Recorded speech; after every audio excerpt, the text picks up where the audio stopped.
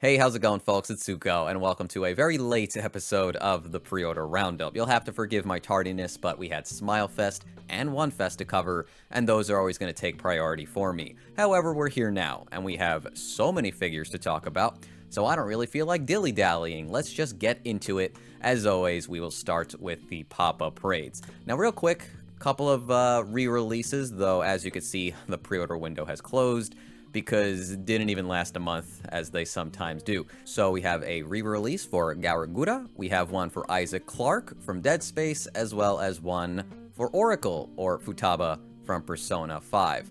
Now moving into the newer stuff, we do have some large pop-up raids, one for Lucy, wearing the Natsu costume, a little embarrassed about it, covering her chest. A little rough in terms of like the inking, I'll call it, on the scarf. Not too bad, I just feel like that's something I wanted to point out. We also got Sayun Sky from Uma Musume, very minty, this color palette. I quite like it. I guess they didn't feel like they really needed to make this into a scale figure, though. Maybe they will down the line, but this outfit is pretty simplistic. I don't think they really needed to, like, spend a ton to bring this one to life. And I feel like this is still a pretty effective figure, despite how, you know, there's not like that much shading on it, but the colors are nice, you know? Even a little bit of gradation on the tail, which I've only just noticed. And then we also had a figure of Shogo Makishima from Psycho Pass, which is just like one of those cool to see figures. Don't think he's ever really gotten much in terms of merchandise, and considering he's one of the best characters in the show, I think this is long overdue. Very simple though, he's just standing there, but like, still looks cool. I don't got a problem with this. I think it's nice. But we also got a ton of smaller pop-up raids, and I'm probably going to go through these a little bit quicker than usual, unless I find one I really want to talk about. But we got Gojo and Geto from JJK when they're teenagers. I think these look pretty decent. Maybe Gojo's face could look a little bit better. No real issues with Geto, though. They did increase the price slightly for these two, and I don't really feel like that's fully justified, but I'm also not really going to make a big stink out of, like, 700 yen. We have one for Rohan, which I think looks fantastic so far. Maybe even going as far to say my favorite of the JoJo pop-up raids. I don't know, I just really like this one, from the colors to the pose they went with. I think it looks pretty spot on for a very cheap figure. We have one for Makoto Nagi from Danganronpa. Now, I do like me some Danganronpa, but something about this figure just looks a little bit off to me. I'm gonna guess it's his face, because I don't really have an issue with like his hoodie or his jacket. I think most of the sculpting of his outfit looks pretty good, but just something feels a little off when I look at him. I don't really think of the character when I look at this figure. We have a Swatchow for Asami Ao from Bang Brave Bang Bravern. I believe that's what the show is called. Now, he's very cheap at 3,900 yen. Granted, he's fully naked. This dude ain't wearing anything. You do get to see his muscles and whatnot. You also get to see the seam lines in this guy, especially down here by the butt, which I'm not really the biggest fan of. I think that looks pretty bad, but I don't think it's super noticeable from the front, or at the very least, I don't think you'll care too much if you're viewing him from this angle. It's a goofy figure, and it's also pretty unique at the same time. You can't say you really see many, like, naked figures in the pop-up raid line, especially of a male character, though I feel like this wouldn't fall under that, like, fan service category, but you know what? Maybe I'm wrong.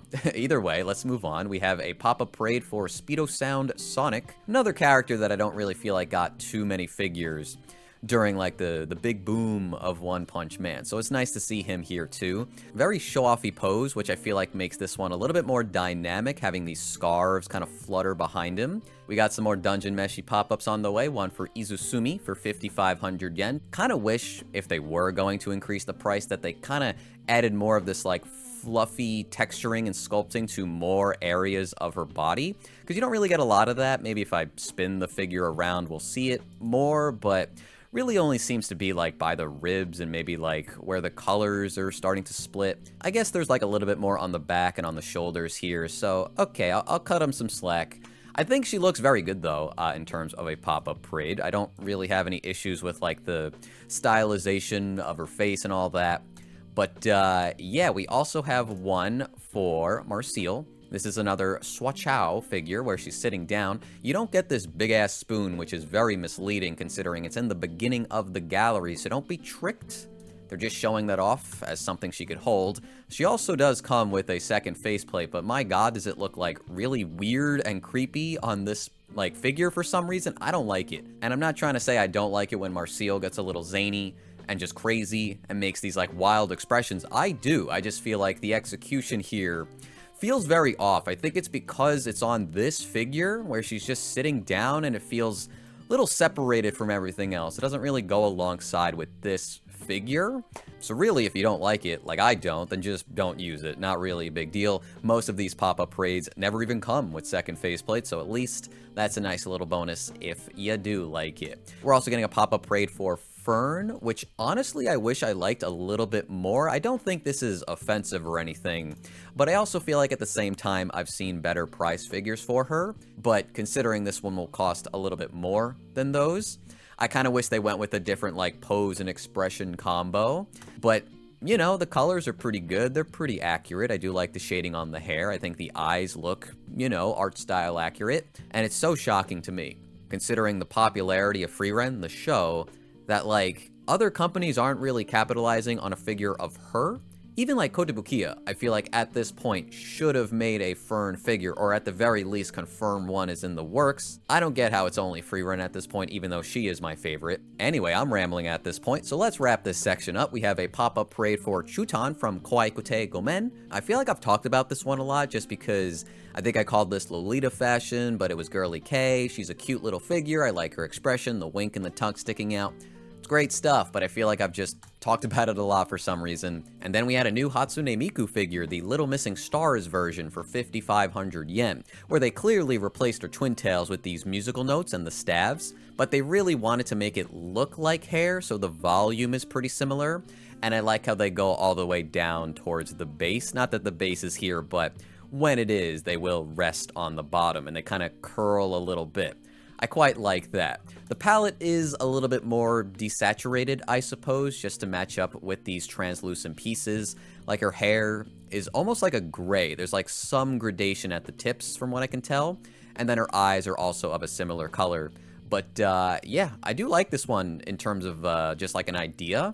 I think it's very pretty. Little flat in terms of like the white portions of her outfit, but that's kind of expected, right? 5,500 yen.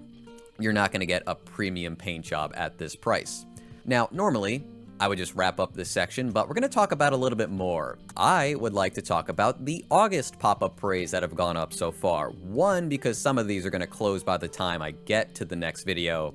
And two, as you could see, there's some like pretty interesting stuff that have already gone up for pre-order. But before we get there, let's open up the ones that I guess I don't have too much to say. So we got the new Racing Miku 2023 version, gonna cost you 5,500 yen. That thickness does come at a premium, but, you know, I think it's worth it if you like her. There's also Suopatra for 5,500 yen. Somehow the pre-orders have already closed on this one.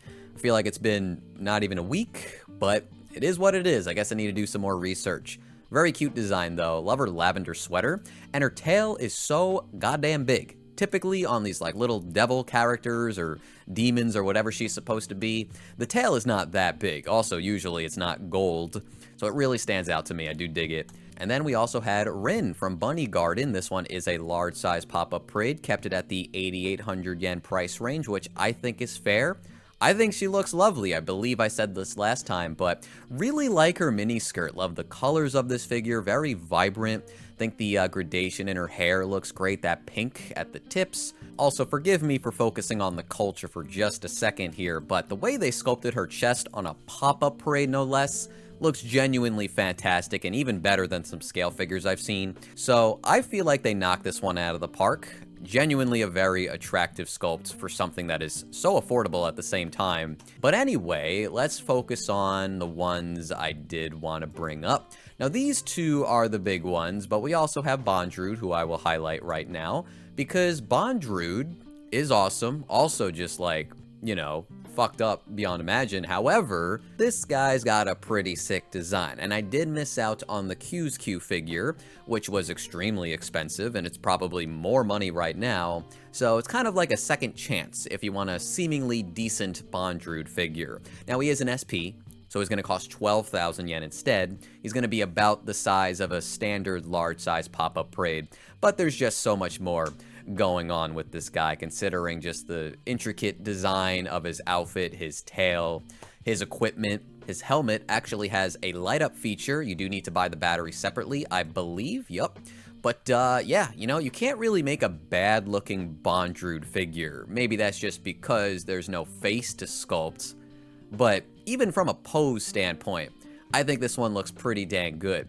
Now, let's bring up, where is she? Let's talk about Taiga, because obviously I'm extremely interested in this one. We don't really get a lot of Taiga figures where she's just in the school uniform. There are some older ones. In fact, one of my favorite Taiga figures is that really old Max Factory figure based on the light novel version of her. But yeah, lately nobody wants to do that. For whatever reason, even though there's clearly a demand for it, people keep asking for it, and this is like the first time we've gotten one in a very long time. So that makes this release kind of like, I don't know, exciting in its own right, but at the same time, I also think she looks extremely cute.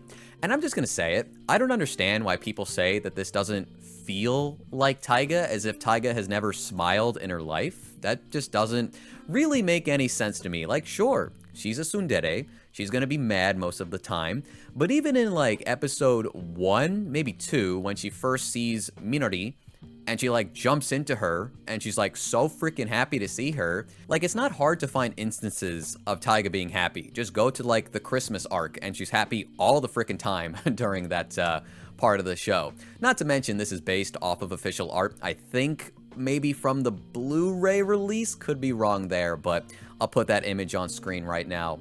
And it's pretty comparable, like this figure, to that art. They just added like a little bit more detail to the teeth. Really hope they don't mess it up. I'll be very sad, because as far as like something that's gonna be $32 right now, I'm extremely satisfied with this. I like it. I like her hair sculpt. I like her pose. Think she looks adorable. And yeah, considering this is a Zucco video, I could just keep talking about this for 10 minutes, but let's not do that. Let's move on to Fallen. Now, this is an XL pop-up parade, which frankly, we don't really get that much anymore. I mean, I guess we never really did, but they kind of save these for very special occasions, and this one's gonna cost nearly 40,000 yen. Like, that's nothing to sneeze at. 40,000 yen, that's like $280 right now, maybe 300, can't really confirm that price. I don't remember where the exchange rate is right now. But, you know, Fallen certainly looks absolutely massive and also very wide because of the Chimera form. But it really is just going to come down to, like, how nice the feathers and the scales look. Because they certainly look pretty good in these photos. But, you know, pop-up parades, when we hear that word, that's budget. That's cheap figures. That's like something that has a simple sculpt, simple paint job, and it doesn't really make sense in my brain to spend 40,000 yen for something like that. It's unfortunate that we don't really get a lot of like zoom in shots on any of the feathers or the scale, so it's really hard to say like exactly how nice this figure looks. Even her face is so far away that we can't really get a good look at it. Not to mention, really quickly, that she does have a bonus faceplate if you pre-order her from the Good Smile Company store, which is like, you're spending this much money, you can't just like throw this in every single copy of the figure. I don't really understand why they had to make this exclusive. I think this is supposed to scale with like the Figma and the other pop-up parades. I'm kind of surprised they don't have a image of that. Maybe it's on this page, because I know I've seen it before. Oh, I guess we do get some close-up shots, which do look pretty good. The shading on the feathers do look pretty decent, and I do like the, I don't know, soft appearance of it all. It doesn't seem like a lazy sculpt by any means. But yeah, I'm just looking for a photo that I know I've seen before. I think it was on Twitter. You had like Figma Laios or something next to Fallen. This one. Okay, so it just gives you a better idea of how big this figure actually is. You could place like 6 or 7 Laioses in a row, and it would be about the same width. She is a massive girl, but we all love Fallen. But yeah, that's gonna do it for the pop-up parades, outside of one correction I need to make with this figure right here of Suopatra. Did not realize there was 2 listings. They were slightly different, and the second one, which includes this cute little heart friend hanging off on her hair, is actually still available to pre-order where the other one wasn't, so don't stress it. If you do like this figure, you could just get the better of the 2. But we're actually not done. with budget figures. I'm including a little bit more very quickly though, and I do mean that. So from Arknights, we got 2 from Mythos, 1 for Thorns and 1 for AmiAmi, the Floating Gears version. Very cheap figures at 5,000 yen, 1/10 scale, so not the biggest things in the world, and I really like this inflatable rabbit that they gave AmiAmi. Next up, we got a bunch of Tenatol figures. I don't typically talk about this brand, but I probably should. This one's probably my favorite of the bunch this month. We got this slime girl, Punidu, for 6,800 yen. Looks like her hair is made of jello. There's like some glitter applied within the plastic too, and I love that she's making a heart, but her fingers are all goopy. It's a very cute design, and like the art style kind of reminds me of like Precure or like a show similar to that. I really like it. I think this is a great little budget figure, but we also have some stuff like Hitori Goto working at a cafe. Very cute design for her. There's the Marin at the beach figure for 5,600 yen. Then we got Kagome from Inuyasha. Now I want you to remember this one for like 10 minutes from now or something. It'll be important, so we'll put a pin in this one for now. Next up though, we had 2 2.5 dimensional seduction figures from Furyu, both about 10,000 yen each, though this time they're Tenatol tall figures, which is very similar to like a pop-up Parade L. The big difference though is that these two figures are absolutely massive for the price, 300 millimeters. In comparison, Bondrewd was like 210 millimeters, which is close to say a 1/8 scale or so. These are more so like a 1/6 scale, which is fantastic for 10,000 yen. And I've heard good things about the Tenatol figures, even though I don't own any of them personally. So very eager to see how they turn out. And then last up from Kadokawa is a new Kana figure from Oshinoko, the full moon version. Very simple outfit here, white dress, white hat, a soft, gentle, sincere smile.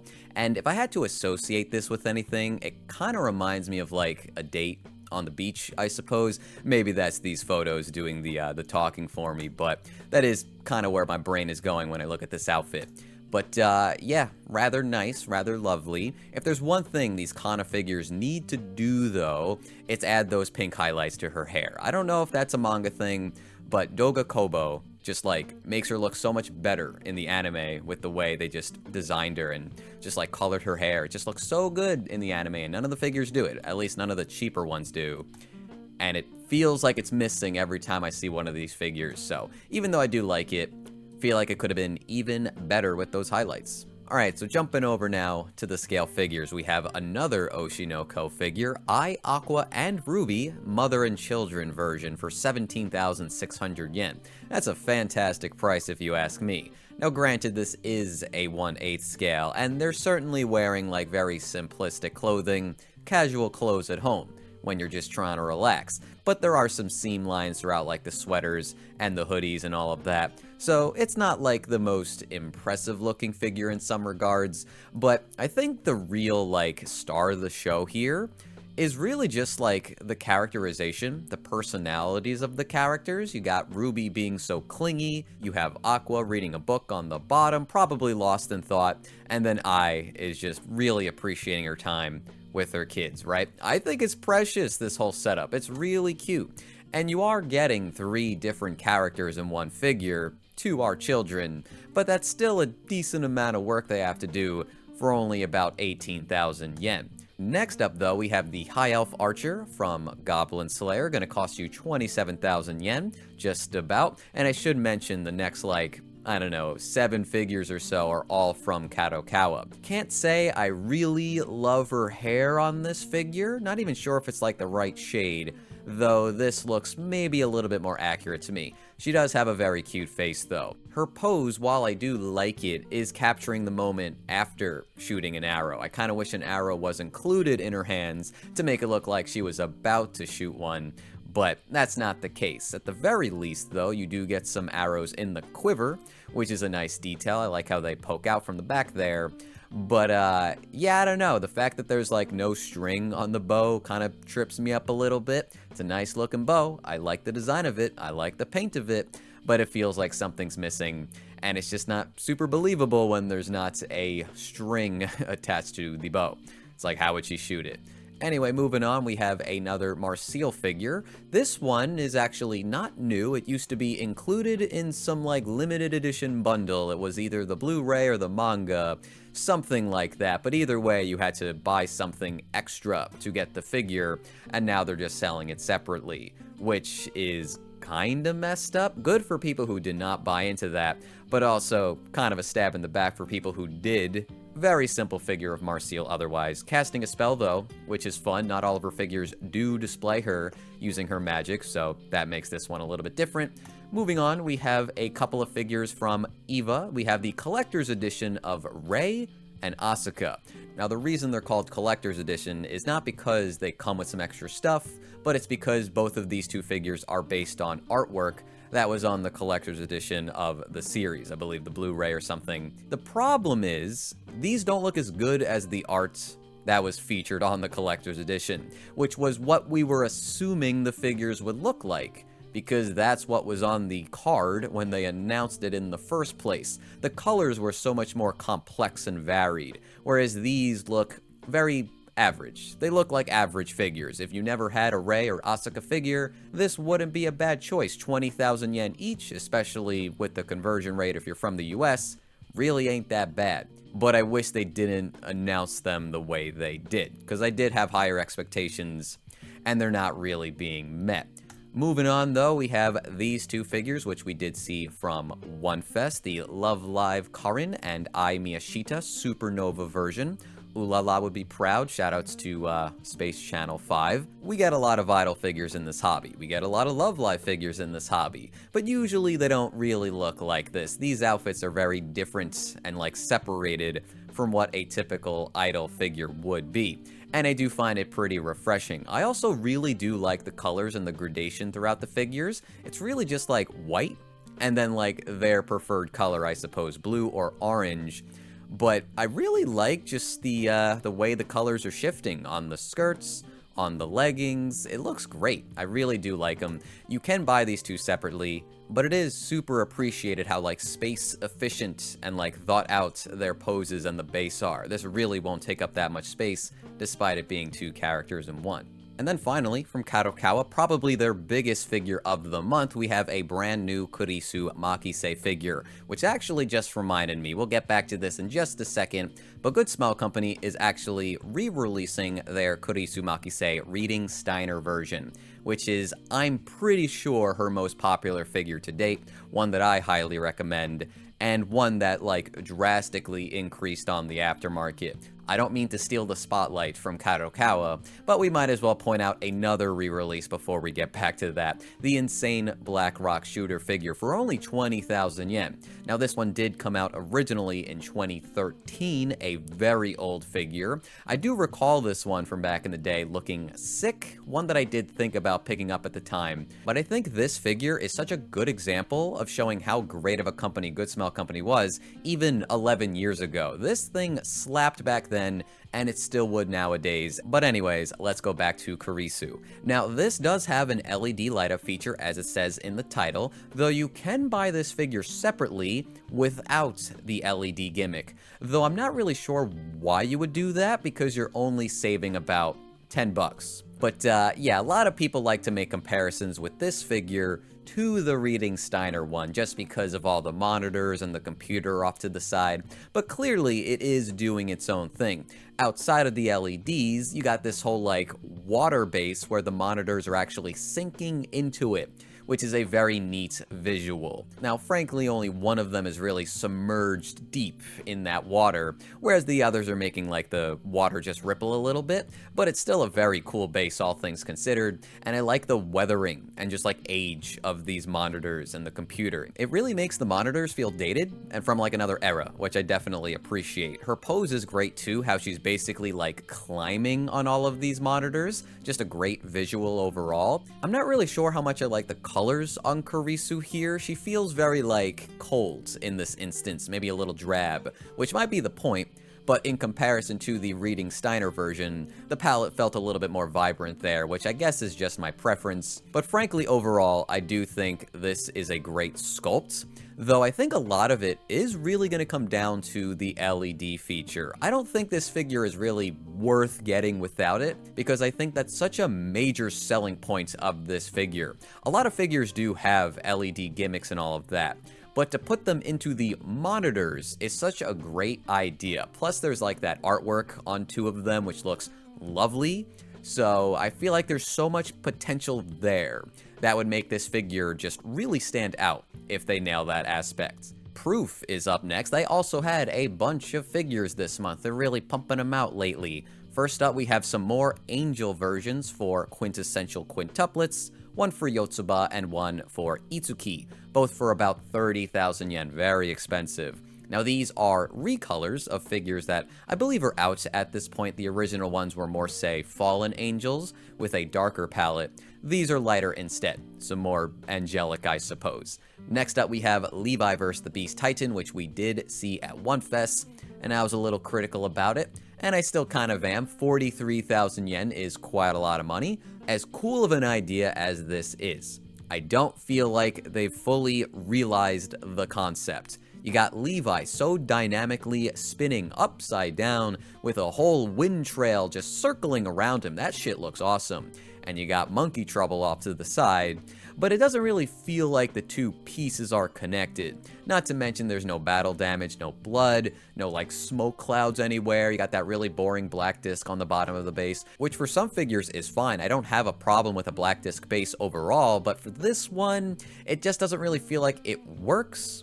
And I just can't really wrap my head around this one. It doesn't really feel like that iconic scene is playing out in this figure. Most of the individual pieces here, though, do look great on their own. It's just that when you combine them, it doesn't really play out the way I would personally want them to. Next up, we have another Kagome figure, and this is why I wanted you to remember that one from earlier, because that figure looks better than this one as far as like Kagome's face goes. This doesn't look like her. I don't think this is Kagome from Inuyasha. However, the base on this figure looks absolutely fantastic. The bamboo and that really realistic dirt and the grass, like how did they get the base looking so good and then just like completely mess up with her face? Her hair doesn't even look that great either, and I would have forgiven that if her face looked a little bit more accurate, but because it doesn't, this just feels like off-brand Kagome. It's like finding Dr. Thunder when you're looking for Dr. Pepper. Just doesn't sit right with me. And everybody knows Rumiko Takahashi. She's like such a prolific mangaka. You know what her work is supposed to look like. When you see something like this, it just sticks out so much more. It's like if you saw Goku drawn wrong, you just know immediately that something's off because you know what Goku looks like. You know what any of Toriyama's characters look like. So, I don't know. This figure's so expensive too, as nice as the base is, and I do think that's something Proof is pretty good at. Their base design usually shines pretty brightly, for the most part, but yeah, this figure's a bit of a fumble, and like an odd one at that. Anyway, moving on, we have a new Biken figure from Guilty Gear Strive for 22,000 yen. I think that's a great price for a 1/7 scale with a design like this and with such long hair too. Bit of a shame that you do need to support her hair in the back, though you won't see that super often when displaying this figure, so not really a big deal. I do wonder though if her hair looks a little bit too orange, but I think it's like depending on the game or depending on the art you're looking at, it might not be the exact same color. More recently though, I do associate it with like a somewhat pinker tone, I suppose. So I think I might be preferring the Union Creative one a little bit more. I like her pose way more for sure, a little bit more dynamic and impactful, with the sword out, looks a little bit fiercer in my opinion, though both of them do have slightly weird mouths in my opinion. I don't really love the face on this figure, and I did also criticize the Union Creative one for the exact same thing, even though it was not the exact same expression. But it is just nice to see another Biken figure. I do like that she has the pipe out. It's a little bit more chill of a figure, and it probably won't take up that much space. Plus, I do like the base. It's a very small, somewhat tatami mat looking base with some autumn leaves on the bottom. It's very pretty in its own right, and I don't think there's anything too objectively wrong with this one, except maybe the mouth, maybe, but that will probably look better when the figure actually comes out. Next up, though, we have two brand new Nier Automata figures, one for 2B and one for 9S. And this is like why I think Proof shines in the base department. I really like the direction they took with both of these figures, totally different depending on which figure you look at. But this one, for example, the 2B figure, I can't say we've seen many figures of 2B that aren't focusing on like either the sexiness of the character design or the action of the game. This one's more so interested in like the exploration side of Nier Automata, just like walking up this staircase. I really like this approach, and I love the texturing on the stone and the rust on the railings, and it just looks really nice. As you could see, you could also take off her face mask, which is true as well for 9S, but we'll get to that figure in a second. And of course, you also get the pod included on both of these figures, which is always very appreciated. I do like it when the figures come with the pod, as they're pretty essential to the game, and they're like always around the character, so it just feels like something's missing when they're not there. And yeah, I just love the atmosphere that is captured within this figure specifically. Plus the huge greatsword in the back, the two-hander. Cannot remember the name of it, but I love that it's there just like stabbed or just like cut into the robot's head. As for 9S's figure though, this one depicts like the first mission in the game where you're fighting the I think it's called the Goliath or something, that huge robot, right, that you fight in the sea, where he like sends the missiles back at it, which is such a cool scenario to like make into a figure. Surprisingly, I thought the robot was here. It's actually not, so that's kind of a bummer. But everything else is pretty damn cool here. And the star of the show is once again the base, just the way they're texturing the different like pieces of metal and piping and the missiles. You got those like effect pieces of the rings where he like hacked in and sent them the other way. It's awesome. Then we had some figures from S-Fire, Soshiro from Kaiju number 8 for 27,500 yen. Really do not know where this pricing is coming from, considering Kaiju number 8's figure was the exact same price, but it's a huge monster with electricity running throughout his body, with like light bouncing off his chest and stuff like that. The base just so much wider with more stones broken. This is just so much more simplistic in comparison, which would be fine if it was like 6,000 yen less, in my opinion. So I don't really get where they're coming from when pricing this figure. I like that he's taken out the knives from the holsters. He's getting ready to fight. That's a great design for a figure, but just too much money. Kind of a shame you also don't get a bonus faceplate with either like the mask off or his eyes closed, but I guess when he's in combat, this is how he would look, so I guess it's fine. And then we also had their new Rei long hair version, which I never realized somehow that she was smiling in this figure. I've seen it painted before, but I thought she was gonna be like sadder, but she's not. She's actually quite happy and pleased on this figure, which makes me kind of happy and pleased. Also, this pricing is way cheaper than I thought it would be. This is what the Soshiro figure should cost, in my opinion, about 20,000 yen. Things just don't add up sometimes. Moving over to DMM Factory with a figure that should look familiar to you if you watched my Wonfes video. We have the Albedo armor version for 36,000 yen. Very, very expensive, but the design does kind of warrant it. I don't think this is actually a bad price if it's executed perfectly. From the luster of the metallic purple on the armor to the shimmer of those rocks on the bottom, plus the feather sculpting and like the gradation of the blue on the tips, all of it looks really well handled. Outside of her face. I don't think her face actually looks that good on this figure, which is such a shame because they got so close to making one of the coolest, most badass looking figures of Albedo I've ever gosh darn seen. But feels like a little bit of a fumble. If I were to buy an Albedo figure, this would have been one at the top of my list because I love the concept, and nobody's making a figure like this of Albedo. But sometimes that's all it takes. If the figure doesn't look like the character, then why would you get it? Maybe you just like gigantic axes. That would be fair. Maybe you just like cool-ass armor.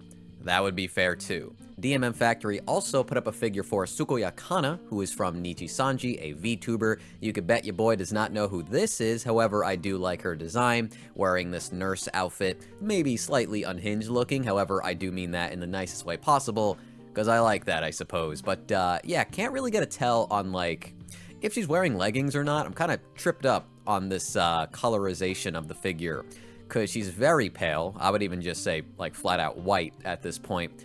But you can see the dogs down here, the grippers, but I don't know, her legs don't look exactly the same, but maybe it's just like the shading in these specific areas. I'm not really sure. Here we have another 9S figure, this time by Aniplex. Cannot remember if this has been up on like other websites and this is a little late here, but regardless, we'll talk about it now. 25,000 yen for this 9S figure. Doesn't feel too bad if you ask me.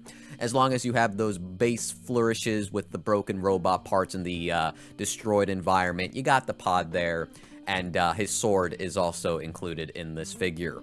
I don't think I noticed this on the proof one, but I do like how the sword is actually attached to 9S. Because of the halo that circles the sword, it's attached to the little bag on his back, but it looks pretty seamless, as if it was actually floating. Now, I suppose this pose is up for like slight interpretation. My like assumption here is that he's telling the pod to do something with like the signal.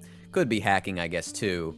But I kind of wish these figures, and I'm not gonna like hold it against this one, but I do wish the pods would be maybe like a little bit more involved with these figures, because they do stuff in the games. It would be kind of fun if one of them had like a bullet, or like 2 bullets shooting out of it, just to make it look like it's actually doing something with the character they're paired up with. But yeah, not a big deal, but I do wish that would happen one day. Now, as you can see, you could also take off his mask, which should always be a thing. I don't like that some, you know, limit that to a limited edition or something. But I'm not really sure if I'm sold on his face. I do like the expression. It maybe looks slightly off to me, though. But I can appreciate the depth of his mouth, and it's not just like flat, and then they painted it pink, painted on the teeth. It looks like they actually sculpted the tongue and the teeth separately and the rest of the inside of the mouth. So I think that does go a long way to making just like the face look a lot better on these figures. But personally, I kind of like this figure specifically with his mask on. Moving on, we got Fat Company with Nice Nature, the cheerleader version for 26,800 yen. I think this one's pretty adorable and also very colorful. I do love the palette here. The description on the bottom of the page calls this outfit daring, and maybe for her, right? But I honestly would say this is a bit more wholesome in terms of some of the other cheerleader figures I've seen, because really she's only exposing the midriff. I think it's a cute outfit though. I would go for cutes rather than daring. I also like her expression, which is like, I guess we'll say bashful, a little embarrassed about it, but also happy. I think it's very cute. I've probably used the word cute like 3 or 4 times on this figure already, so I need to stop. I feel like, oh, she comes with another expression. I like this one too, a little bit goofier. But I was gonna say, I feel like they might have changed her hairstyle for this figure, but you know, my memory with some of these characters, until I watch the anime more, until I play that game, not gonna remember how these characters always look. Cute, definitely cute.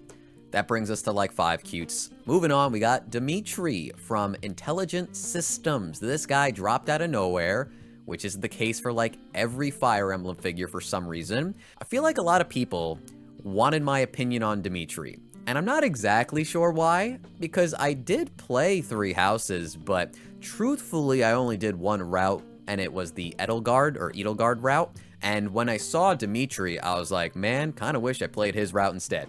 Not that I disliked what I played, but I just thought he looked cooler than the other 2 characters when they aged up after the time skip. Spoilers, there's a time skip. And I do like that this figure is not when he's younger. I think he looks so much cooler in this, I guess, style and just outfit and his longer hair. And he's got an eye patch now. Shit went down with this guy. But yeah, his weird bone spear is pretty cool, and he feels pretty feral, you know? I do like this stance they went for him. It just feels like he is ready to kill somebody pretty much. He ain't happy. Some of it does look a little flat to me, like the fur on the cape, and even the blue I feel like could use a little bit more shading, though I do like the armor. Certainly I am a sucker for armor, but I do just like the plating, how they've painted it, that metallic black. I think looks very slick. And while these photos do blend in his base into like the photoshopped background, he does come with like a broken stone base, which does look pretty good. Not like the most exciting base in terms of like a Fire Emblem figure. In fact, I would probably say this is one of the weaker ones, but it does fit the vibe of the figure. 33,000 yen though? I don't want to say that's not worth it. I certainly feel like while this is more expensive than say the Roy figure, which was like 27,500, this, while being more money, feels more justified in my opinion. And if I were, you know, interested in picking this up, I would feel happier about this price than that one. Personally, if you ask me, I feel like this is one of the better Fire Emblem figures I've seen recently. At least this one, I feel like I'm more interested in than the last few. But that's really just from like a design standpoint, and maybe some bias because I've only played like 2 or 3 Fire Emblem games. I really need to play that GameCube one though, Path of Radiance. If I ever jump back into Fire Emblem, unless like some game gets remade, that'll probably be the one. Next up, we have Akane Murokasa, Bunny Girl version from Max Factory for 27,000 yen, which is a little bit more than Toki, but I think there's a lot more going on with this figure, even though she is just standing there. From a design standpoint, her hair is much more voluminous. She's got this, what do they call it? I actually get the confirmation down here. I think it's a stole. Yeah, right here. I thought it was a scarf at one point, maybe a sweater, but it is in fact a stole. And yeah, she's a little bit more voluptuous as well. All of that is going to contribute to a more expensive figure. But frankly, considering, you know, all of these figures have looked super good so far, I don't really care. I've actually pre-ordered this one, and I don't really have a reason to outside of just liking the character design, but I'm kind of committed now to getting all 5 of the girls in the cleaning and clearing crew. Yeah, I think this one is lovely, and I really like the colors. They're very, like, grounded, I guess. Very nice contrast, though, with, like, the browns to the whites of the suit. And again, I think I said this when Toki went up for pre-order, it seems like there's not much consistency in how the suit itself is, like, painted and finished, because this one just looks completely matte. And Toki might have had a glossy one. I know they were different, but without them in front of me, can't really confirm that. But I know they're changing things up. So one can only wonder how nice Karin is going to look. Probably will be the nicest figure, if I had to guess. But yeah, they're really like teasing that one and just making us wait as long as possible. But yeah, even like the subtleties of like the creases in the ankles and the knees, I really like it, you know? Very, very pretty figure. Her character design is beautiful, if you ask me, and I dig the colors. Next up, we're moving on to another Nier figure, this time 2B from Max Factory. Now this figure, in terms of the pose, might be my favorite of all the 2Bs. It's not the most like dynamic or like the most action-packed, but there's like a delicacy to this one. The gracefulness of 2B is on full display here. The way she's like stepping on the stone, leg bent a little bit. Very nimble, I think is a way to put it. The pod is once again included with this figure. I like that he's not so blatantly just like stuck in the air with an acrylic rod. He seems a little bit more thought out in terms of its placement. And there's no getting around it. Her butt is just like front and center on this figure, which you might like, which you might not. If anything, I'm actually not sure how much I like this 2B's face when the mask is off. It's really the mouth though. I do like her eye, but just that flat line. I know there's lips, but that flat line is I don't know, bugging me a little bit. I'm not sure how much I like it. I think this is more based on the anime rather than the game. And the game, in my opinion, has a better art style, but it's not a deal breaker for me. If I were to buy a figure like this, I would probably just keep the mask on. I like the way the characters look when they have their eye masks. I just think it looks a little bit cooler, but always going to appreciate that you could take the mask off. I just wish her mouth looked, I don't know, a little bit better, maybe if it was smaller or something, but as you can see, you also have a very destroyed base on this figure, which is, you know, par for the course, but this one looks great as well. For a second, I was going to say, is this supposed to be Pascal? It's definitely not. Doesn't really look like him, but I'm glad it's not him because that would make me sad. But you also got the robot down here, very destroyed and just like slashed up, looking a little rusty in those cuts. Very cool.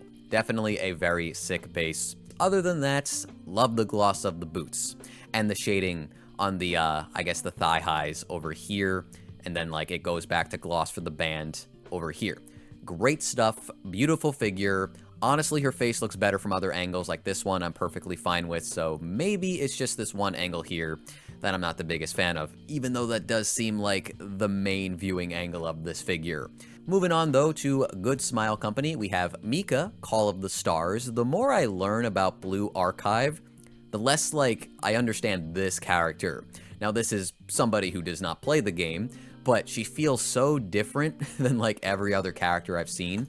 Though, you know, I have seen some other characters with angel wings or like, you know, black feather wings, so maybe there's just like a side of Blue Archive I haven't learned enough about yet. This one does call back a little bit to the Madoka, or the Kadokawa figure that Good Smile Company made, and also re-released this year, but a lot of that is just due to the dress and the starry pattern within the inside of it, right? I think this might be the first time we're actually seeing her base up close. There might have been some photos in person, but I don't think I ever saw them. So you get this crescent moon with some stars twinkling on the bottom. You got her name down there, there's a pattern throughout it, and it also does not take up that much space. It's a lot smaller than the width of the character and her wingspan. So that's pretty impressive. Hopefully it does support the figure, because this doesn't look like the lightest thing in the world. Man, her hair looks really good from the back, something that you're not gonna see super often, but those hair strands are voluminous and very full. I really like the volume of her hair sculpt and the really like nice light pink shade they went with. Her wings don't have that much like, I guess, feather detail. They kind of lean on like the cartoony side, but I'm perfectly fine with that just based on the character design. And as you can see, one of the wings is much more decorated than the other one. And then I guess finally, she's got the galaxy as a halo. Just super cool looking. They're kind of cheating because this looks like they're lighting up this area in these photos, but certainly as far as like a halo from Blue Archive goes, one of my favorite I've seen on any character. So yeah, I think this one is a banger. I think this one stands out among the sea of other Blue Archive figures, though this series does get a lot of nice scale figures, so it's just another one to the pile, and I'm sure Blue Archive fans are pretty happy about this one, and if I'm wrong about that, let me know in the comments, but I'm just going to assume they like it. Last up though, from Good Smile Company, is actually Frieren. I can't believe we haven't talked about this figure yet. I thought this figure came out last month, but it's finally time to talk about her. 19,800 yen. Beautiful price if you ask me. I have pre-ordered this one. People don't really like this base. Wastes a little bit of space, right? Because it's not really like centered on Frieren. There's a lot of like stone paths to the side of her.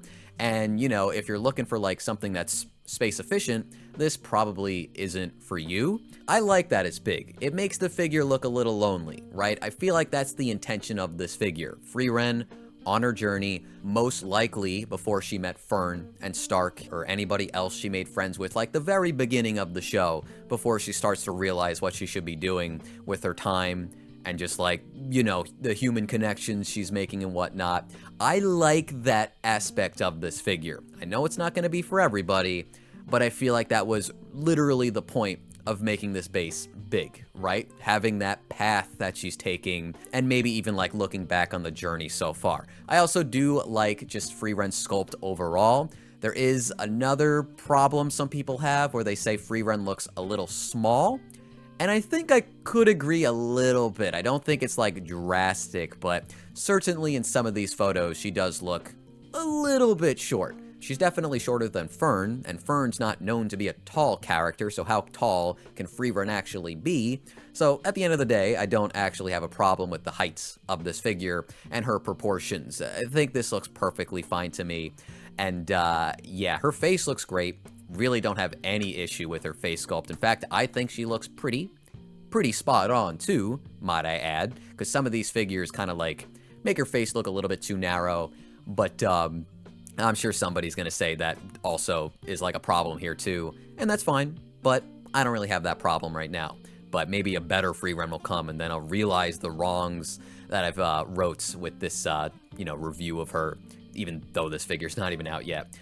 Something that this figure does, I mentioned this in the past, also the pop-up parade does this, and like no other figure, is the trim of her outfit is actually gold.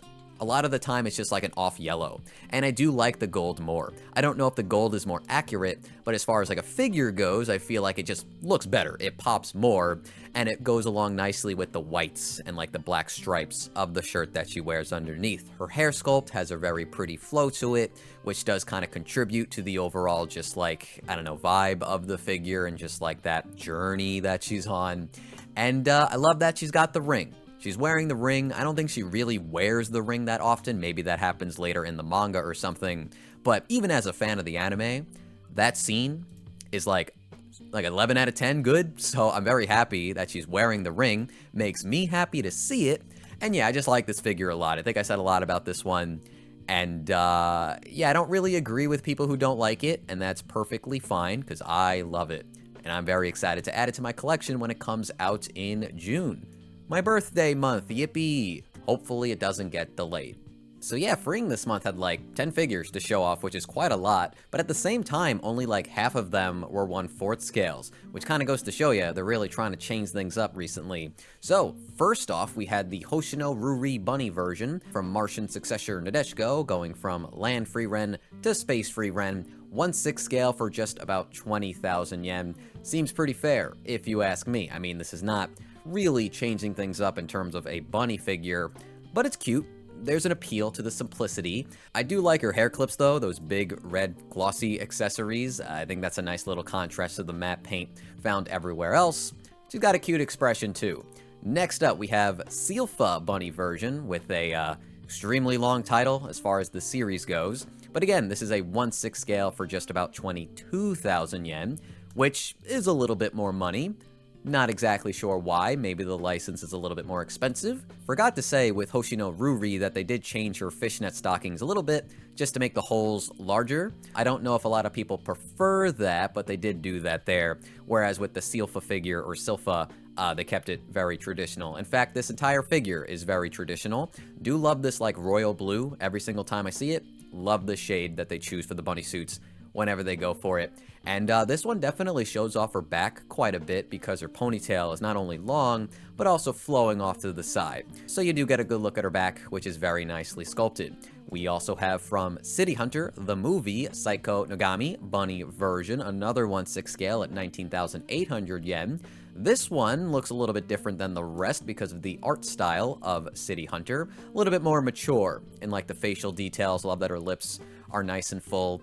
Just like the way her eyes are a little bit smaller than most of the characters we're seeing today. Very appealing, just in a different way. This one's a little bit more unique though, because she's actually holding onto some daggers or knives, one in her hand and also a bunch around her leg, attached to the belt. Also, I like this pose a lot for her. Feels very fitting just for the character design in general, and her hair looks fantastic in terms of the colors. Really love this shade of blue, which is also frankly very similar to the Silpha's bunny suit in terms of the color.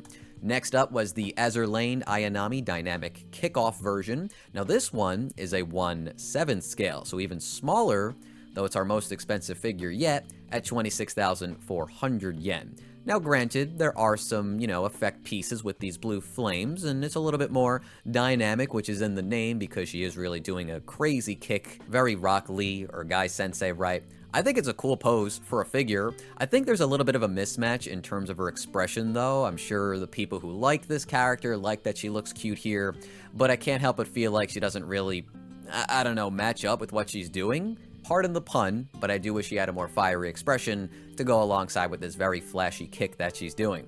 Not a bad figure though, I'm just a little conflicted. Moving on to the 1/4 scales though, great shot to start on, we have a couple of Senran Kagura figures, Moonlight Bunny version, as well as the Flash Bunny version. These feel very Easter, very colorful, honestly love the palettes. Really not wearing that much, which is, kind of par for the course in terms of the Senran Kagura figures. This will be a cast-off, so look forward to that. And something I don't think I have ever pointed out when looking at these two is that their ears are absolutely massive. I mean, that's not really what you're looking at with these two, but they're so long compared to like any other bunny figure I've seen, almost to like a comical state, but I find that charming in its own right. We also have the Azur Lane Taiho Anniversary Bunny version. Now this one we did see last month. We briefly highlighted it when we saw Bremerton. Very convenient for this photo to pop up just now. But yeah, I guess you could say they're part of a set. You don't really have to like have both of them to appreciate either, but they did swap their gloves, which is from the original art. I'm not going to show it for a couple of reasons, which I'll mention in a second. But yeah, as you can see, Bremerton's got the black gloves and Taiho has the red ones. I know some people do not like that, but I think it's kind of fun and not something to really stress about if you like the designs overall. But speaking of which, certainly they're not shying away from the curves of Taiho. They did seemingly tone down the underboob on this figure compared to the original art. And because of that underboob, I'm gonna like hold off on putting it on screen right now. It's pretty aggressive, I will say. But it is still there because she is wearing pasties. I don't know if you noticed that. It's almost like she's wearing a corset, which is fine by me.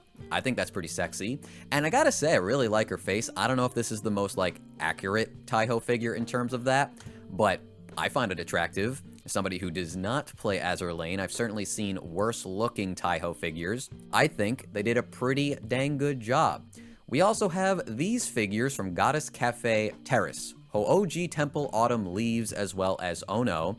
Both got 1/4 scales, where the gimmick is you could take off the cafe uniform. They get stripped down completely with these two figures. Their underwear are like light or dark, depending on the girl you choose.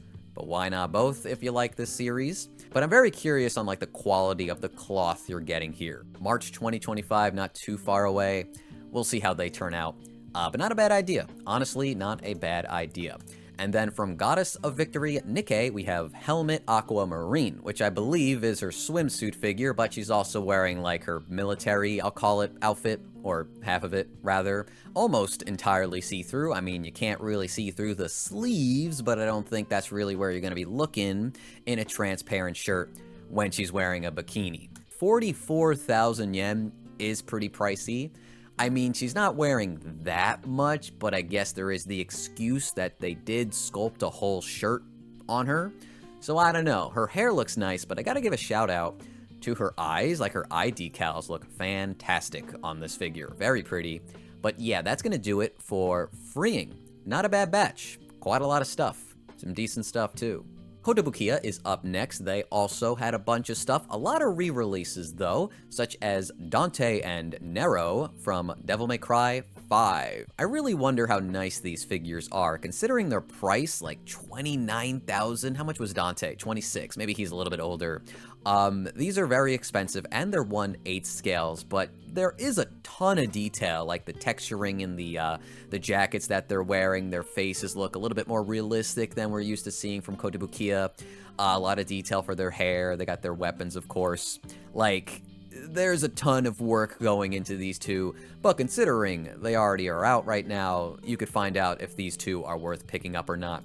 And honestly, I should do the same, because I love Devil May Cry, and yet I have nothing from that franchise in my collection. We also had Tamaki from Fire Force getting a re-release. I believe this might even be her like third re-release or second re-release. She's been released a bunch of times. I'm gonna stop saying the word release now. You guys probably know about this figure probably more than I do, because I don't have it, and she is like all over the place on the internet, and I'm sure a bunch of people unboxed her on YouTube. We also have another My Little Pony re-release, this time Pinkie Pie, which I'm gonna guess they're going to go through the entire sets and just, you know, slowly re-release all of these girls, as they should, especially considering they're making more My Little Pony figures in the future. More re-releases. I had no idea these even existed. We had Conan and Kid the Phantom Thief getting re-releases very, very cheap.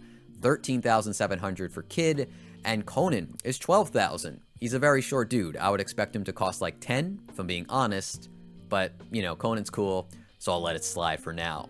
I think that's it for the re-releases though, so let's move on to some new stuff. We have Venom, Armed and Dangerous. Now this one, if I'm correct, is designed by Imaishi, who you might know from Studio Trigger, one of the best animators in the biz, and he certainly has cooked up a very unique looking Venom. Frankly, I love this, how just like overly muscular and just wide this guy is. I know a lot of people do not like this, but I think it's kind of sick. I love this stylization.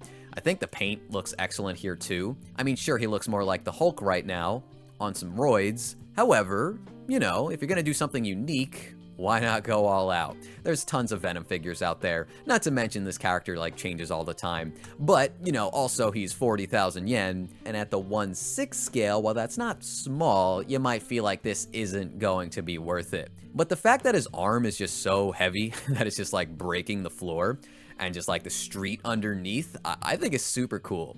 But, you know, not for everybody. But I think it's awesome. Moving on though, we have Sadako from The Ring, the Bishoujo version, for 19,800 yen. Now, she does have like 3 face plates technically. One where her face is completely covered, one where the eye is poking out, and then this exclusive one where it's a little bit more intense, like she spotted you or something, right? And I think all 3 of these faceplates are genuinely fantastic, and I gotta say, this is probably my favorite of the horror Bishoujo figures that have been released so far. I mean, that's just my personal preference. I'm not saying one is better or worse. I just like this one the most in terms of the setup, in terms of the design. I feel like it all works. The fact that her fingernails and toenails have been like ripped off. You can see some photos of it somewhere, but it looks like they have dried blood on them, which is a great detail for a figure. And all of this like tape, or not the VHS tapes, but like the actual tape itself, apparently you gotta like set this up yourself. You get just like a bunch of crinkly tape from within the VHSs, and you have to kind of decorate the figure yourself, which might be a pain in the ass, but you know, it is what it is. As long as you just like, I guess, place it over her feet, it'll probably look good at the end of the day. But yeah, this convenient censorship I find very funny. I don't think you'll get that from the back. And as we turn the figure around, that does seem to be the case. But yeah, conceptually, I think this is a brilliant figure. And if I collected stuff like this, I would say it'd be a no-brainer, but I don't, so I guess I'm just gonna appreciate this one from afar. But if you like it, I say go for it. Next up though are some more Nier Automata figures. So many this month, and none of them are A2. Why? I don't understand why she does not get the love. Maybe the anime's not at that part yet. I don't know. A lot of these are based on the anime. But yeah, 2B and 9S are both getting figures this month from Kotobukiya, and they both cost about 25,000 yen each. Now, unfortunately, I don't really see these two as like exciting releases, considering we're getting so many other figures, but it's not like they look bad or anything. I just wish they were like 20,000, but maybe that's asking too much. I know figure prices have to go up, but I just don't feel like they're really doing enough with these characters to warrant this much money when other companies are reaching this price point and asking only like 20 bucks more or something like that. I mean, unless I missed it, I don't even think 9S comes with his sword, and like that feels like something that's just blatantly missing. I mean, that's not like his defining trait or anything. He's a hacker and whatnot, but I think he should come with his sword, especially since he usually does carry it around. You're not going to have that problem with 2B, of course, but, you know, still going to nitpick that. Still feel like that should have been there. It's certainly been a while since this game came out. I'm guessing this is like the forest. A lot of stuff goes down in that forest. But that does make for some pretty cool bases. But again, you know, very simplistic. I think because of this tree trunk, 2B wins again in this regard. Frankly, her figure just looks a little bit more special. This dynamic pose is a little bit more interesting, but also a little scary. I'm gonna guess they'll just like, I don't know, bolt her down, as Kotobukiya likes to do, just to help her stability, because I think a lot of people will be scared of this pose and like the longevity of like leaning over time. You're not gonna have that problem with 9S. But yeah, just some more, you know, Nier figures on the way. And then finally, from Kotobukiya, we have Agnes Tachyon. Hopefully I said that right, for 23,100 yen. A new figure in the Uma Musume series. So many scales, so many nendos. You would think it's the most popular thing ever, and I am here for it. I like these characters. I believe she's pretty new, though, in terms of, like, the series itself. Might be from the movie, which I think recently came out alongside Manhattan Cafe. That was a cute figure. This one looks pretty good too. Love the oversized coat, the fact that her sleeves are just engulfing her arms. A lot of like vials around her waist for whatever reason. I suppose she is a scientist or something. I like her eyes a lot though. They have like scan lines in them. I don't know what else to call that. This is the bonus expression, which is a wink, a little bit of a smirk. I dig it. Also really like her hair. Not like it's super well painted, just like the style of it. It's those curly tips. I don't know what else to tell you. But yeah, pretty self-explanatory outside of that. 23,000 yen doesn't seem like too bad of a price. So yeah, that's actually gonna do it for Kotobukiya. Now it's time for Megahouse, and as always, their website's a mess. I hate using it, but it helps me not like miss things. Though surprisingly, I feel like I'm not seeing a lot of One Piece lately, so I'm wondering if I am. But for now, we got a couple of re-releases, one from Gundam Unicorn, Marita Cruz. This one's going to cost 18,480 yen. And considering she's wearing the pilot suit, and she's got the helmet, and her base isn't like lazy, it's actually a little unique, I'm just a little surprised at that price, but in a good way. We also have from the rebuild of EVA movies, Kaworu Nagisa 15th anniversary version for 24,200 yen. Somehow, I feel like I have never seen this figure before, but at 300 millimeters, I feel like that's pretty fair in terms of the pricing. The wing detail looks very nice, even if they're turning translucent at the ends. I think that's perfectly fine on this figure. The base also looks super cool too, but maybe his face looks a little bit awkward at certain angles, like this one, I don't really like his face. But at the same time, considering this is a re-release, you can just see how this guy actually turned out to see if he's worth it or not. Man, I had no idea that Megahouse was making a Liliel figure from 2.5 Dimensional Seduction. A lot of companies are lately. We saw like 4 at Wonfes and SmileFest. But Megahouse, that just wasn't on the radar. At the very least though, they're ahead of the curve. She's already done, so if you really want a figure of her, you could order one now. Unfortunately, I don't know this character very well, like she just started popping up, so I'm not sure if this is like exactly how she should look, but I do like it. The colors, while they're simple, you got like 3 for the most part, white, pink, and orange, they're very vibrant. Her blue eyes are very pretty too. Love her eyelashes as well. Just like the eye decals in general look fantastic on this figure. Cute pose too. Hand to the chest. I like that. Our next figure though is none other than Eris in the Melty Princess palm size series, so very tiny.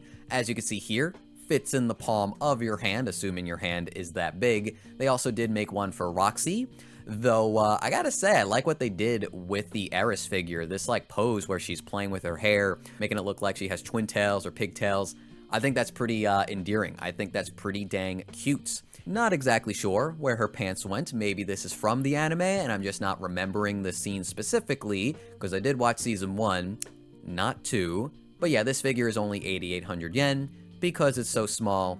But I do think the sculpt's rather nice. It's a very cute one. I like the colors of it too. I think they did a good job. We also had the Artworks Monsters series, Yu-Gi-Oh! GX Cyber End Dragon for 43,450 yen. This thing's a beast. Actually, let's get the heights of this guy. 300 millimeters in heights. Honestly, I thought this would be a little bit bigger considering the design of this monstrosity. And I use that term endearingly because it is a monster, but it's also very wide. That wingspan is no joke. In fact, the figure is wider than it is tall. But yeah, it's a 3-headed dragon of nothing but just like cybernetic and mechanical detail. Has a really nice metallic finish all across the figure. Some translucent pieces to see the inside of like what's going on in there. I gotta imagine this figure is like a pain in the ass to produce. Like whoever has to paint this, I'm sorry, but like I think your work will be very appreciated when it comes out. Like all these segments of like the necks, and then like inside each one you see a little bit of the inside with that metallic blue. I can't tell if this is like the case for sure, but it almost looks like trace lines on a motherboard, you know what I mean? Whatever it might be, the sculpt work is certainly very impressive here. But our last figure, and probably the most exciting, or the most interesting for me, is the Cowboy Bebop 2nd Gig Spike Spiegel Daybreak version for 30,800 yen. Pretty expensive considering he is a 1/8 scale, though we're not getting the full picture here. If you've seen the show, you probably know what they're doing here. You know what scene they're referencing. And if you haven't, well, that's kind of your fault. But, you know, never too late.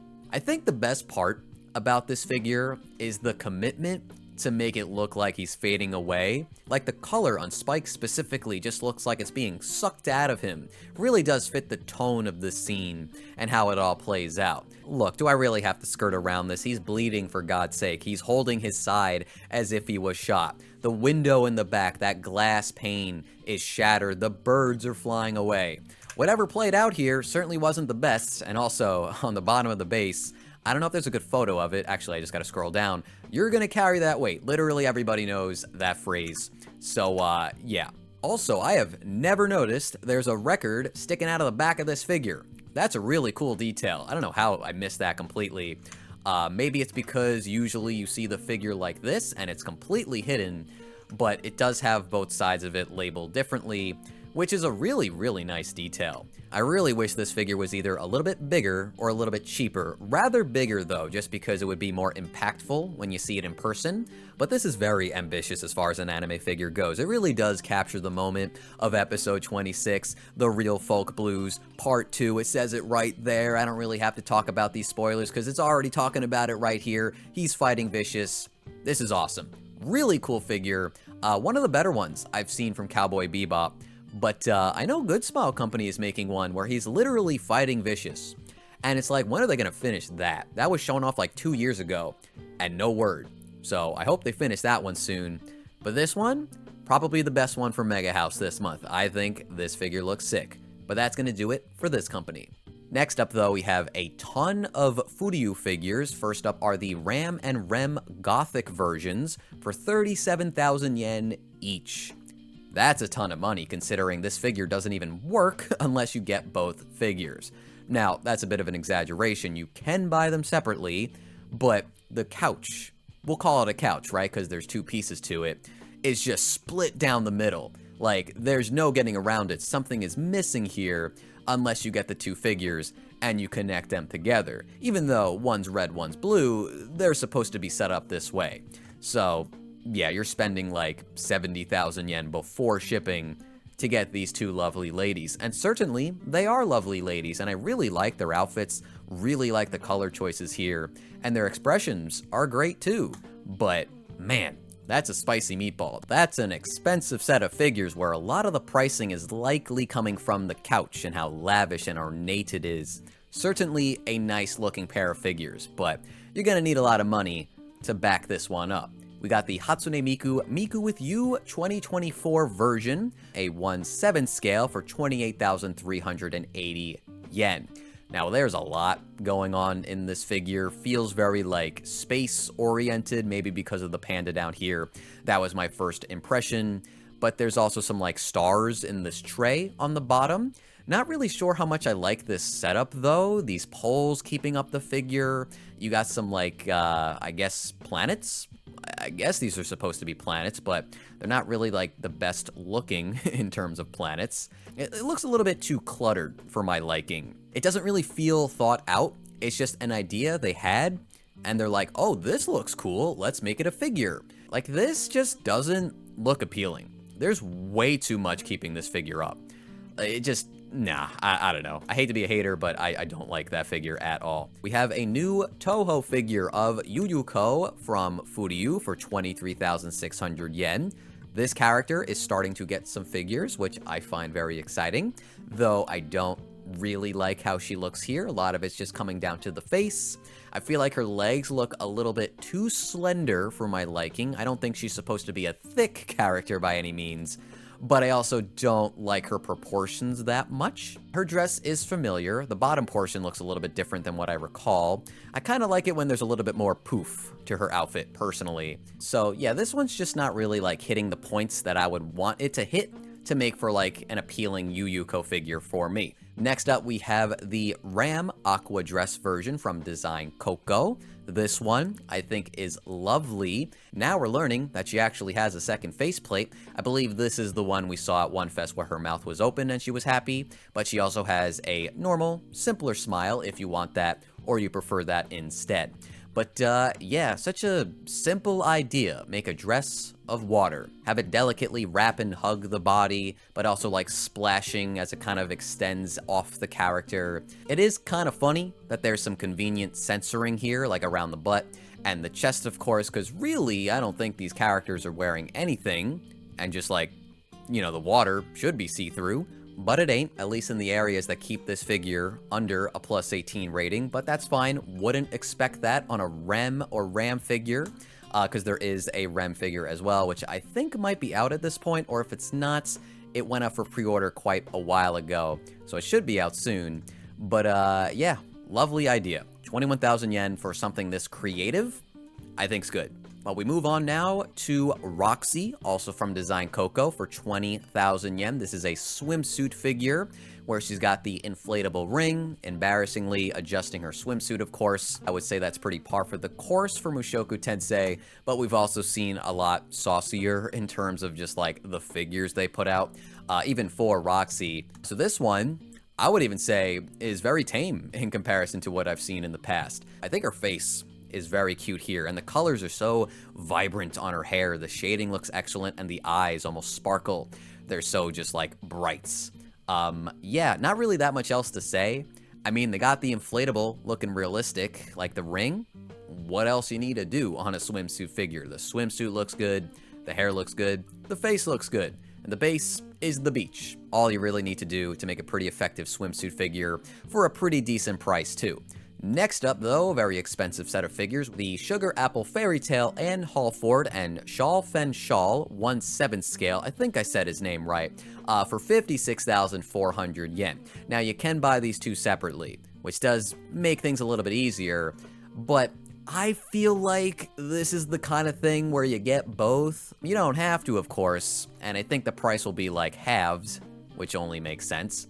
At the very least, these aren't 70,000 yen, and it's not like their bases are basic, they're very colorful. I think those are supposed to be flowers down there, but we'll need a zoom in of that. Yeah, just some very colorful pastel flowers, which is rather pretty. I do like them quite a bit. Hopefully, these two look pretty accurate in terms of like art style, character design. Couldn't tell you. I do think they look good for what they are. I have no like complaints or qualms in terms of just like, you know, their faces, the color choices that they went with. I feel like they've done a pretty good job across the board with these two.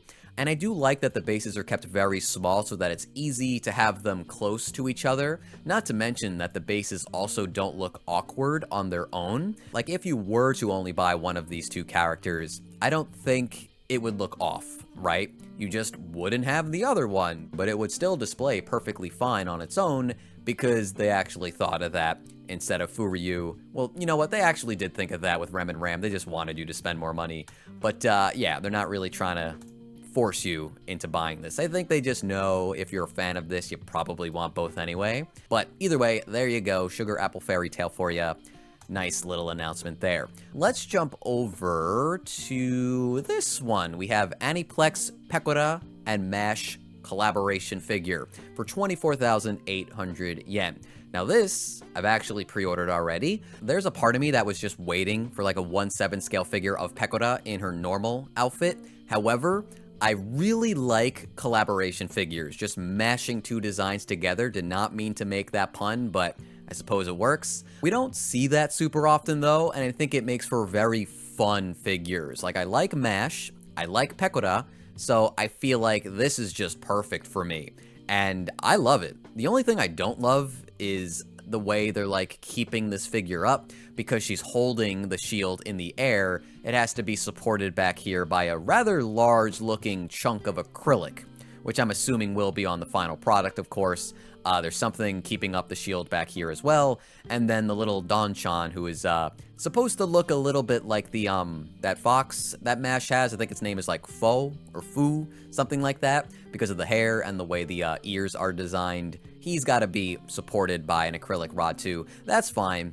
That doesn't bug me. But certainly they're not looking for like an elegant solution to all of this, which is kind of a bummer. I would expect Aniplex would just like drastically increase the price if they made anything interesting in terms of a base. So I guess I'll just appreciate that this figure isn't insanely expensive. And I really do think 25,000 yen for like this Pekora armor design with a huge mass shield, which I mean from the back looks super sick, isn't actually that bad of a deal.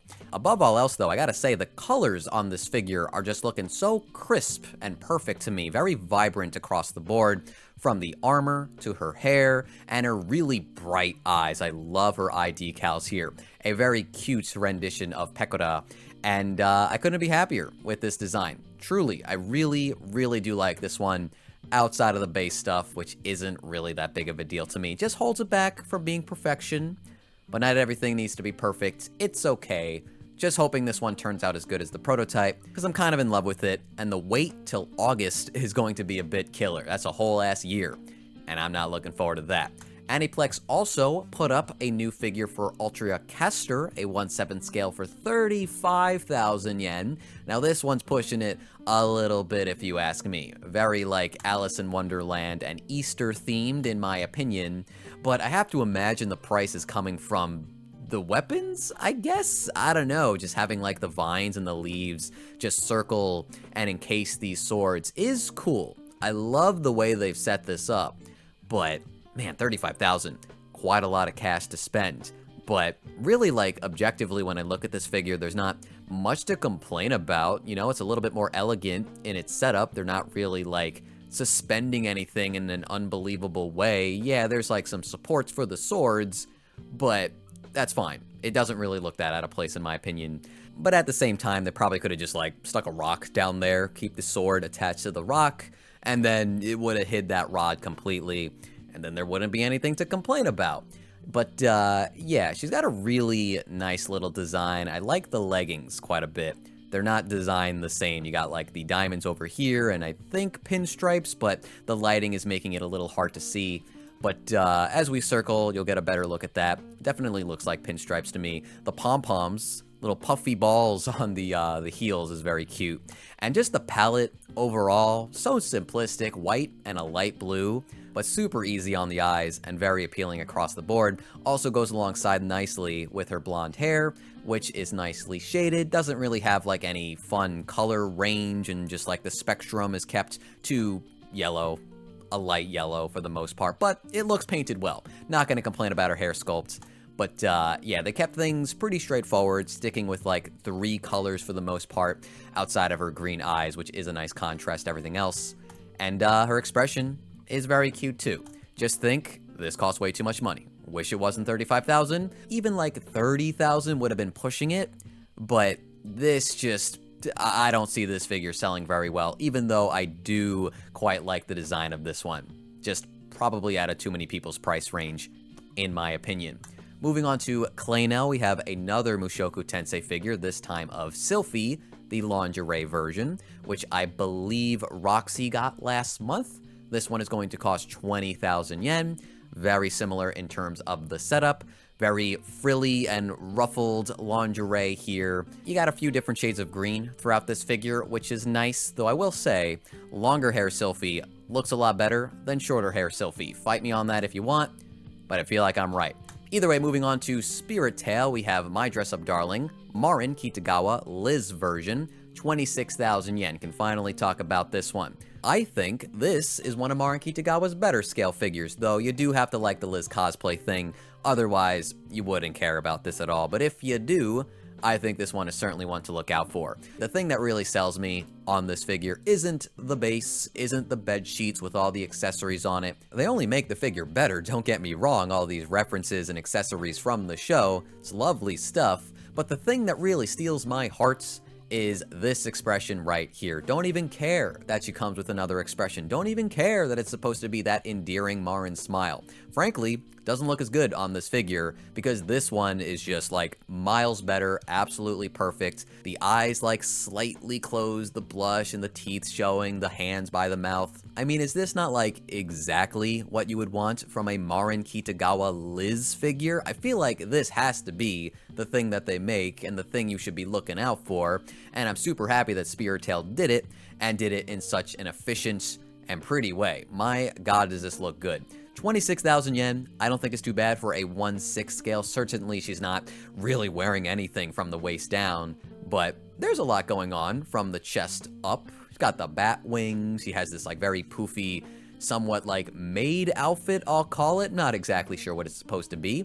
Little devil tail back there too. And as we mentioned earlier, there's a lot of stuff on the bed. A lot of little accessories, got like a energy can back there, the bag with all like the makeup and, you know, whatever she needs for her cosplay. Oh, I guess I should mention that you could also seemingly take her off the base if you would like to. There's a very clear imprint of her legs, so you know where to place her, but it doesn't seem like you have to use this base, which is most likely a plus for, say, photography, if you want to put her in like other scenarios, or maybe your setup is just so cramped that you don't have room for this, though. It would be pretty surprising if you can't fit this, but you could fit Marin, because, you know, the base isn't that much bigger than she is.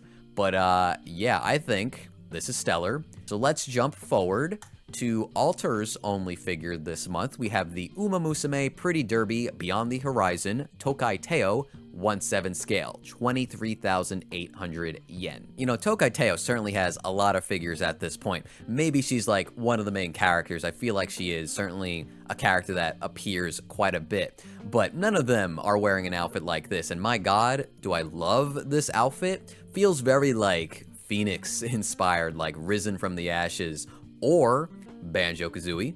The orange and the yellow makes me think of Kazooie, the feathers off to the side too.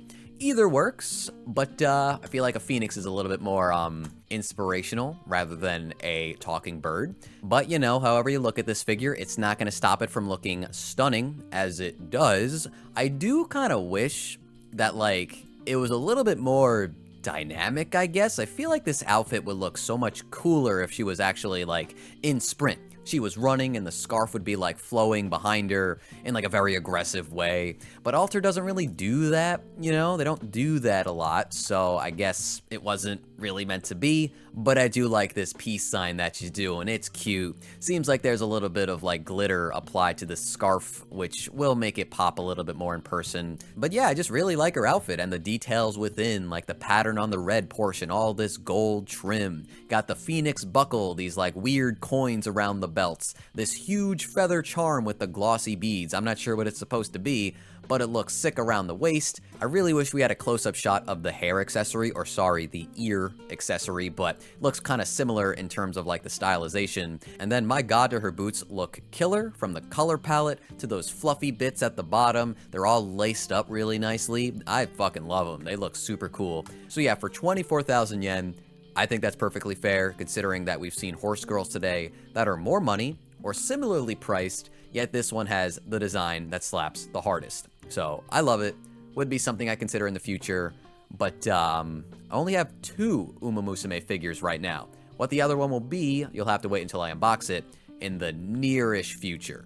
Alright, so next up, from Shibuya Scramble figure, we have Dolphin Waves Vina Kana Kirahoshi 1/6 scale for just about 30,000 yen. Pretty big girl, very voluptuous one at that. This feels very like not Shibuya Scramble, considering that there's no base on this figure, and usually there are. Usually they try a little bit with the bases, but this time the character is the selling point, and she sure is pretty, but really not too complex of a figure. Kind of just comes down to like how much you like her face and how much you like her bust. Though I would like to point out that I do think the Rin figure from Bunny Garden had a better chest sculpt than this 30,000 yen figure. I think so. Maybe that won't be the case on the final products, but that just goes to show you they did a pretty dang good job with that Rin figure, and I wasn't just like, you know, being a hetero male at that point.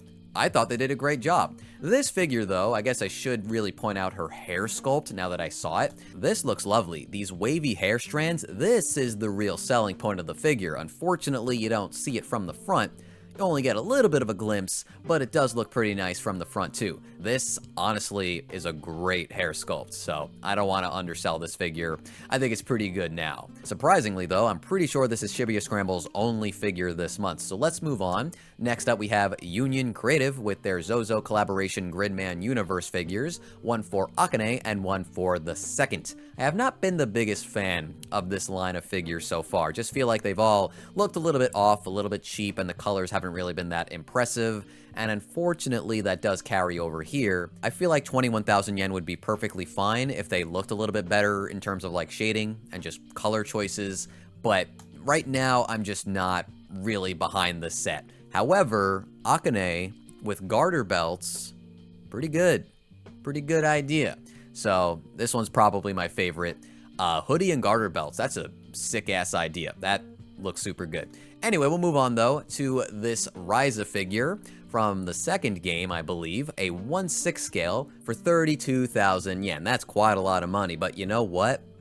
Kind of love this. I don't know why I like it so much. She has such an innocent look on her face as she's just eating an apple. It's like if you caught a mouse eating food, just in the corner of your room, it's just looking at you. Like, this is such a silly, goofy little figure. It's so niche in its concept that I can't help but find it kind of charming. I would love to see the meeting. Or like listen in on the people in charge of like, you know, developing this stuff, making sure it becomes a reality. Like, who is this specifically designed for? Maybe me, if this was cheaper, but it's 32,000 yen. That's nothing to sneeze at. That's a lot of freaking money for something so niche, like I said earlier. It just doesn't really have that, like, widespread appeal that most Ryza figures do. It's not focusing on the fan service, which is usually what anime figure companies do. And maybe that's another reason I like it so much. It's just like the cuter, more innocent side of Ryza that we don't often get to see on her scales. I mean, yeah, you're getting a little bit of fan service here because of her thighs, and the band is hugging it for dear life. It's about to snap. But, like, that's kind of it. I will say, they really did a great job on the apples though, looking pretty realistic, if not maybe slightly dirty. I would hope not. Be sure to wash your apples before you eat them. But yeah, you know what? The colors look great on this figure, super vibrant. Honestly, I think I like this one more than the one I currently own, maybe even a little bit more than the altar one that my girlfriend owns. But I'm just not really down to spend 32,000 yen on Ryza right now, unless it was like the most extravagant figure out there. If this one bargain bins though, then that's a totally different story. You might see this in my collection. I genuinely like this one that much, but I'm just a little off put at that price. Wish there was at least a discount or something, my god. Okay, let's wrap this video up. It's been a pretty long one. We have the Mizuhara Chizuru in see-through lingerie figure, the angel white version. This is actually a recolor. The original used to have black lingerie, and now it's got white if you prefer this color instead. Next up, we have the Black Lagoon 20th Anniversary Revi figure by Megahouse Entertainment. This is a re-release. 18,000 yen for this figure always seemed like such a good deal, but I gotta say, the exclusive faceplate, I'm not sure if they're doing it again, but there was like a store exclusive faceplate for this figure, which I think made it like twice as good, so be on the lookout for that, if that is an option with this second release that she's getting. There was also the Sakuya figure from Magiarts costing 26,000 yen. At the 1/6 scale, that seems like a pretty fair deal to me. Just never been the biggest fan of this rendition of her. Doesn't really remind me of Sakuya, or not really what I'm looking for. She does have 3 faceplates though. I guess you'll also get a wall scroll. And I like the base on this one, the clock. They're not doing anything crazy, but it certainly does fit her character, so I quite like that about it. Moving on though to Golden Head Plus, we got Blue Archives Hibiki in her cheerleader outfit for 18,000 yen. At the 1/7 scale, that feels like the sweet spot when you take everything into consideration. Very cute looking figure though, aggressively blushing, very embarrassed, to the point where she's even trying to cover herself up by pulling down on the skirt. I know Good Small Company did make a pop-up parade for her in the cheerleader outfit, but it was a little different, the pose was not the same, and she certainly did not have that bag behind her. And I'm pretty sure this figure is based off the main arts from Blue Archive, so this is most likely the more recognizable pose and setup and all of that. So I would imagine this is the one you would want to go for. But yeah, we also got from Golden Head the Elbe Azur Lane figure, Time to Show Off version for 23,000 yen. Can't say I see a lot of figures like this. Even just figures that feature beer or alcohol is a little rare, I suppose. But this one kind of reminds me of like a waitress at, say, I guess like Oktoberfest. Just trying to carry as many drinks as possible, though I think she's over the limit and things are about to spill. There's a little bit of chaos in the sculpt, but also her hair makes things look even messier because of how voluminous it is. But yeah, it's also like slightly erotic, I suppose, just because she's squatting down, wearing the dress, things are a little revealing down there. But I think it's a fun setup. I also think she's got a great face, her flustered expression, and those eye decals look super good to me. Honestly, a great figure in my opinion. Next up, though, I guess we'll talk about the Bunny Suit Planning Sophia F. Shearing Sister version 1/6 scale for 34,000 yen. Very expensive. This is a cast-off figure, so I can't really go through the gallery this time. I do think a lot of her figures look very promising, but this might just be my favorite of the bunch so far, if only because of the idea. This futuristic sexy nun thing they have going on just feels a little bit more creative than everything else I've seen for her so far, and there's quite a lot. As you go through these photos, though, it does feel like a rather high-quality figure, with a ton of detail and like little intricacies packed in, all that text running throughout her outfit, and that huge cross on her back, which really does just remind me of Wolfwood. Not sure if this is supposed to be a weapon or something, but it looks sick either way. We also have from Alpha Max the Indomitable Motivationless Maid version, 1/4 scale, for 40,000 yen. We did see this one at Wonfest. She's trying to take a photo of her ripped pantyhose, which are conveniently right at the butt, so you do get some cheek fan service there. And I would say that the pantyhose probably are the best part about this figure, not because of the fan service with the butt, but because they've made them kind of thin looking around the feet, which I just feel like is kind of impressive from a paint and sculpt standpoint. Everything else, in my opinion, looks pretty standard, so in this case, the pantyhose are the thing that stands out the most to me.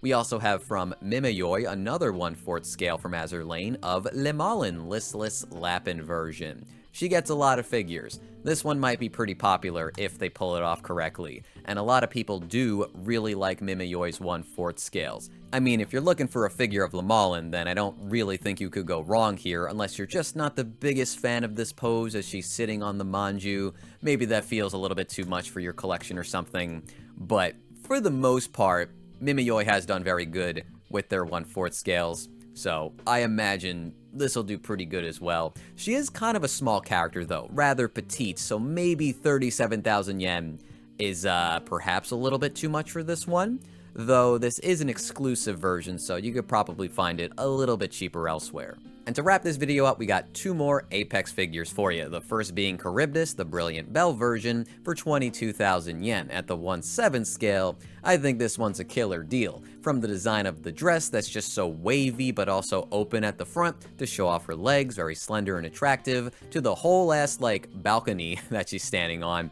and the bouquet of flowers off to her side.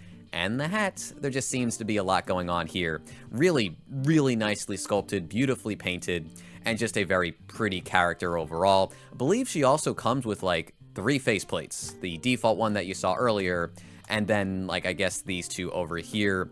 I guess this one's kind of like a lovey-dovey faceplate, and then this one is an additional closed eyes happy faceplate. And then last up we had from Honkai Star Rail March 7th, a 1/7 scale for 27,500 yen. From what I've gathered, this seems like a pretty popular release. Like a lot of people were waiting on this one, and now that she's up for order, seems like it looks as good as they were hoping it would. And yeah, you know what?